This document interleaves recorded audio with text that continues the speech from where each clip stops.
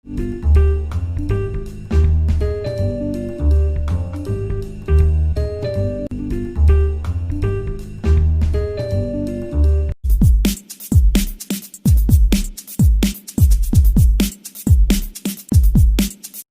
नमस्कार दोस्तों, मेरा नाम है सुजय जायसवाल और आज मैं लेके आया हूँ एक नया वीडियो। और इस वीडियो में हम बात करने वाले हैं क्लास 10th इंग्लिश की फर्स्ट फ्लाइट की बुक से पहले chapter a letter to God का सेकंड पोएम, जिसका नाम है फायर एंड आइस। और फ्रेंड्स, इसके ऑथर हैं रॉबर्ट फ्रॉस्ट। इस वीडियो को शुरू करने से पहले मैं आपको ये बताना चाहूँगा कि इस वीडियो में मैं ऑथर के बारे में डिस्कस नहीं करने वाला हूँ, क्योंकि ऑथर के बारे में मैंने अपनी प्रीवियस वीडियो में, जिस पोएम का नाम था डस्ट ऑफ स्नो, उसके भी ऑथर रॉबर्ट फ्रॉस्ट थे और उसमें मैंने बात किया था रॉबर्ट फ्रॉस्ट के बारे में। तो चलिए बिना टाइम वेस्ट किए हम अपने वीडियो को शुरू करते हैं और इस पोएम को समझने की कोशिश करते हैं। फ्रेंड्स, ये रहा पोएम आपकी स्क्रीन पर और अब हम चलते हैं इस पोएम को समझने की कोशिश करते हैं और देखते हैं कि इस पोएम में क्या है। तो फ्रेंड्स, पोएम को स्टार्ट करने से पहले बता दूं कि ये पोएम सिर्फ और सिर्फ 2 स्टेंजास और मोर देन 2 स्टेंजास की है, जो मैक्सिमम मेरा 1 मिनट या 2 मिनट लेगा इस पोएम को समझाने या रीड करने में। बट मैं ऐसा नहीं करूँगा, मैं आपको इस पोएम को बहुत ही डिटेल्ड और हिंदी एक्सप्लेनेशन देने वाला हूँ। तो फ्रेंड्स, चलिए शुरू करते हैं। Fire and ice by Robert Frost. तो फ्रेंड्स, फायर मतलब नॉर्मली होता है आग और आइस मतलब होता है बर्फ़। तो चलिए शुरू करते हैं। सम से the world will and in fire, some say in ice. From what I have tasted of desire, I hold with those who fear fire. But if it had to perish twice, I think I know enough of hate to say that for destruction ice is also great. तो friends, I hope आपको lines तो समझ में आ गई होंगी और आपको इनमें कोई प्रॉब्लम नहीं होगी। तो चलिए मैं एक एक करके एक एक लाइन को आपको हिंदी में समझाता हूँ। तो देखिए फ्रेंड्स, पहला लाइन कहता है सम से the world will and fire. मतलब कुछ लोग हैं जो कहते हैं ये दुनिया का अंत आग से होगा, मतलब फायर से। एंड सेकंड लाइन कहता है कि सम से इन आइस, और उसी जगह कई और लोग हैं जो कहते हैं नहीं, आग से नहीं बल्कि इस दुनिया का अंत बर्फ़ से होगा, पानी से होगा। और जो थर्ड लाइन है वो कहती है from what I have tested of desire. यहाँ फ्रेंड्स, आई का मतलब है रॉबर्ट फ्रॉस्ट। रॉबर्ट फ्रॉस्ट कहते हैं कि from what I have tested of desire. तो फ्रेंड्स, यहाँ डिज़ायर का मतलब होता है कि एक्सट्रीम लेवल ऑफ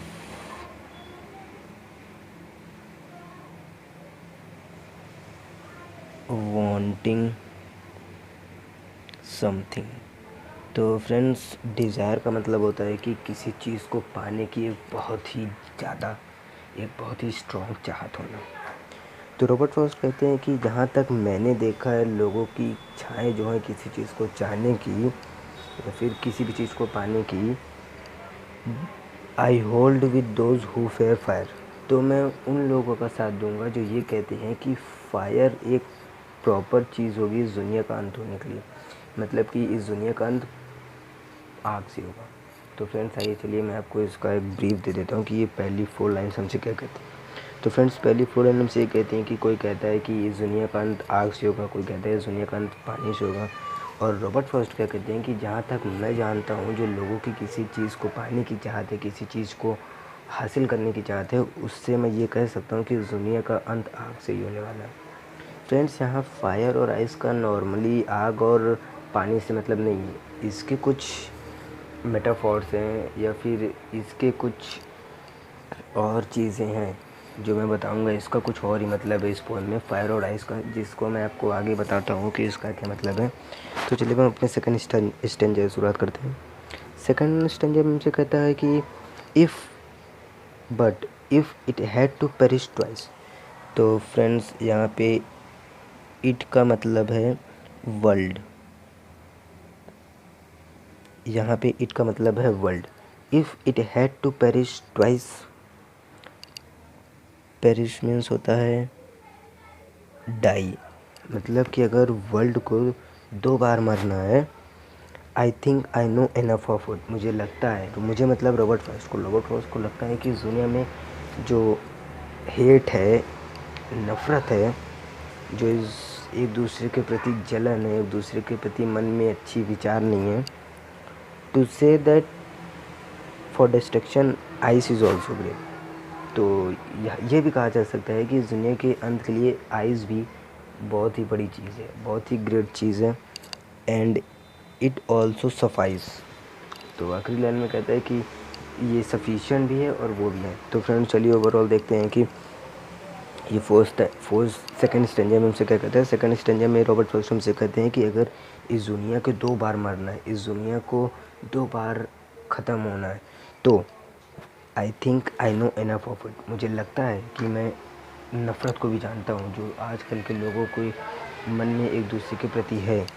इस दुनिया का अंत करने के लिए वो नफ़रत, वो जलन काफ़ी है। इस दुनिया का अंत करने के लिए आइस भी काफ़ी है। तो चलिए फ्रेंड्स, इसको मैं आपको एक लाइन में समझा देता हूँ कि इस ओवरऑल पोएम की क्या बताना चाहते हैं हमसे। तो फ्रेंड्स देखिए, यहाँ पे फायर का मतलब है, फ्रेंड्स यहाँ पे फायर का जो इस पोएम के साथ, उस फायर का मतलब है ग्रीड। मतलब फ्रेंड्स ग्रीड का मतलब आप जानते हो, ग्रीड का मतलब लालच होता है। और फ्रेंड्स सेकंड मीनिंग है फायर की यहाँ पे एवराइज मतलब an extreme level of greed, मतलब जो लालच की सबसे ऊंची पॉइंट होती है, जो सबसे ऊंची पहाड़ होती है, वहाँ पे होना। और फ्रेंड्स थर्ड है लस्ट मीन्स फ्रेंड्स, मैं फ्रेंड्स का यहाँ पे बताना चाहूँगा कि फ्रेंड्स आपको बता दूँ, यहाँ लस्ट का मतलब होता है एनी सेक्सुअल डिज़ायर। और चलिए फ्रेंड्स अब कॉन्फ्लिक्ट की बात करते हैं। कॉन्फ्लिक्ट आप सभी जानते हो, कॉन्फ्लिक्ट मतलब वॉर होता है। फरी मीन्स आप जानते होंगे कि एंगर होता है, जो बहुत ही एक्सट्रीम लेवल का होता है। और इनटॉलरेंट मतलब फ्रेंड्स टॉलरेट ना कर पाना, किसी की बात को सुनते ही उसे जवाब दे देना, टॉलरेंस मन में ना होना।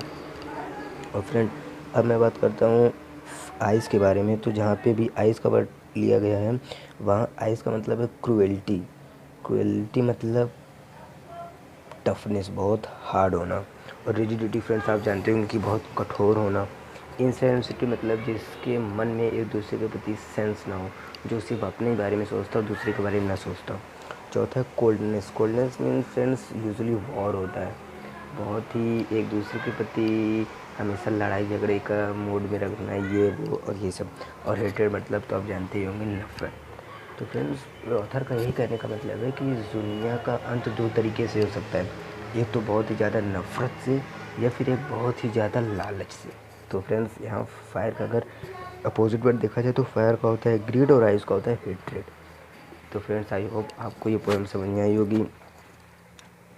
I hope friends you all have understood it. तो फिर मिलेंगे अपने अगले पोएम।